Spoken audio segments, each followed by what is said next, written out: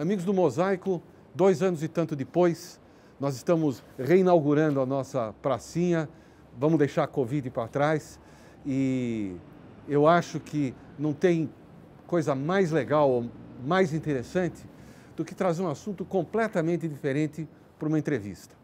Eu tenho a oportunidade hoje de ter como convidado Michel Gordon, que, pasmem vocês, ele é formado em física quântica, mas a praia dele é física quântica e, no entanto, o que ele gosta mesmo é de estudar os judeus no Islã.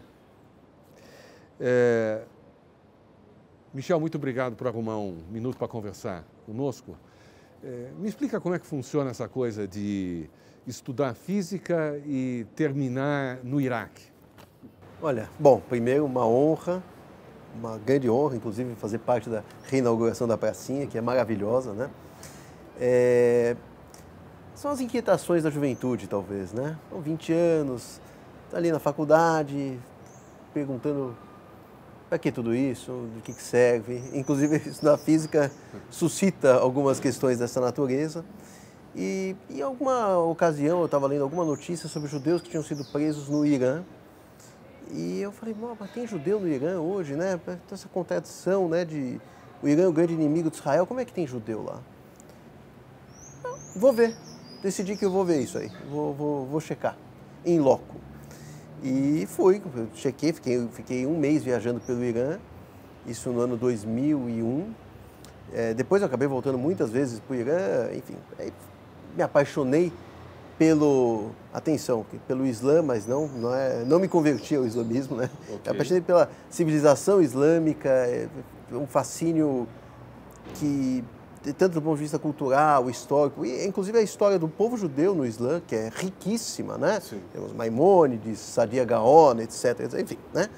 Então, eu me apaixonei por tudo isso e também notei que a gente não estuda aqui no colégio, nada disso, né? Então, não tem um estudo, ninguém sabe quem são os seljúcidas, os gaznavidas, os abacidas e assim vai, né? Comecei a me interessar muito por esse tema. Uhum. A física era muito difícil, né? Então eu acabei renunciando um pouco ali à física quântica e mergulhei de cabeça nesse universo do mundo islâmico e dos judeus, dentro desse contexto, né? Os judeus do mundo islâmico. Você começou fotografando, é isso? Eu fui lá fotografar, Foi fotografar? Fui fotografar. Muito bem. E isso acabou gerando um livro. Me conta um pouquinho a respeito. Quando eu voltei para cá, aí fiquei conhecido como o maluco, o judeu maluco que foi para o Irã, né? Mas você foi com passaporte brasileiro, né? Fui com passaporte brasileiro, bonitinho e tal. Uhum. E aí eu comecei a dar muitas palestras nas entidades judaicas, me chamaram aqui e ali para falar. E eu tenho que confessar que eu gostei muito de subir num palco, falar, eu gostei disso. Interessante, eu reconheço, é uma coisa legal. Até hoje eu adoro falar, então eu estou sempre à disposição para bater papo, contar as histórias que eu vivenciei, enfim, compartilhar essas experiências, né? E disso, então, surgiu a ideia de ir para a Síria e para o Líbano logo depois, que fiz em 2003. Aí depois começou a se ampliar o projeto na minha cabeça. Contei com a ajuda de vários amigos, principalmente o Eduardo Elcobi, que é um grande amigo e que foi uma espécie de sponsor intelectual do projeto, né? Alguém que soube vender para as pessoas. Então a gente conseguiu inclusive captar algum tipo de recurso, moeda pequena, mas que já me ajudava ali no dia a dia, né? Porque tudo eu fazia com recursos próprios, né? Michel, me fala uma coisa. Da onde veio a necessidade de escrever esse livro? Falta de informações, histórias que o avô contou? Como é que o livro se encaixa na sua história? Eu acho que tem um componente principal que é o amor. O amor pelos meus antepassados, pelos meus avós. Meu avô, Michel, com quem eu era muito próximo, contava muitas histórias, que era amigo do rei e que não sei o quê. Então tinha todo esse ambiente por trás, mas também amor à própria cultura judaica, à história do nosso povo, e que eu vejo que não tem muita informação no contexto do Islã, né? Então, buscar isso, eu ainda estou buscando, né? Cada vez mais, é um trabalho contínuo que vai até o fim, se Deus quiser. Como chama teu livro? Um Judeu no Islã. Um Judeu no Islã, que por acaso é você. Por acaso sou eu, lançado em 2009 pela editora Mayanot. Sim. A quem gostaria até de agradecer mais uma vez, né? No início eu sei retratos de judeus no mundo islâmico, mas eu comecei a achar mais interessante contar o que eu vivi lá, como um judeu mergulhado no Islã, no século XX, vamos dizer assim, né? Tá, me conta uma história. Uma história? São tantas, mas tem uma boa. Por exemplo, eu fui detido na Tunísia, em Tunis, eu fui preso, literalmente preso, porque eu estava tirando foto da sinagoga. Então, para proteger a comunidade judaica, tinha tido um atentado recentemente ali, então, para se proteger, eles não querem ninguém tirando fotos. Ok.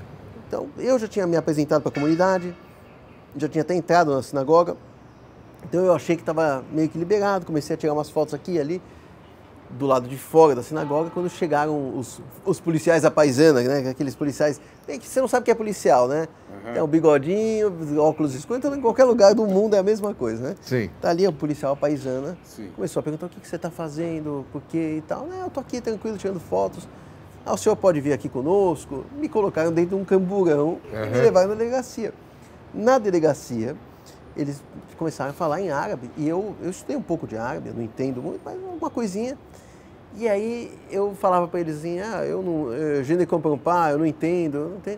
Quando ele virou e falou, tafham, que em árabe significa você entende. E por alguma razão, na hora eu falei, lafham, ainda conjuguei certinho, na primeira pessoa. E ficou aquele problema aristotélico ali, né? Você fala, e aí, como que é? Você entende, não entende? Como que você entendeu o que você não entende? Sim. Enfim, isso me custou mais umas 2, 3 horas ali na delegacia. Sim. Mas depois me liberaram e viram que eu não sou um terrorista, sei lá, né? Muito bem. Um judeu no Islã. Eu gostaria de ficar meia hora aqui, pelo menos, ouvindo essas histórias, porque a imagem que nós temos do Islã é do Islã terrorista, é do Islã radical, é do Islã que não conversa. E evidentemente que a grande maioria do povo que professa o islamismo não tem o menor interesse nem na violência, nem nas barbaridades que a gente ouve dos ayatolás. Mas nós vamos ter que interromper essa conversa aqui, que na verdade, é uma oportunidade para vocês comprarem esse livro, porque eu tenho a impressão que é mais do que um álbum, é uma espécie de aventura. E vai ter um próximo agora, esse ano, se Deus quiser. Sei. Tem um Judeu Islã, volume 2. Volume 2. Eu estou fazendo com a Universidade de Leiden, na Holanda. Michel, mais uma vez, muito obrigado por dar esse tempo para o Mosaico. E o Mosaico volta já já. Até.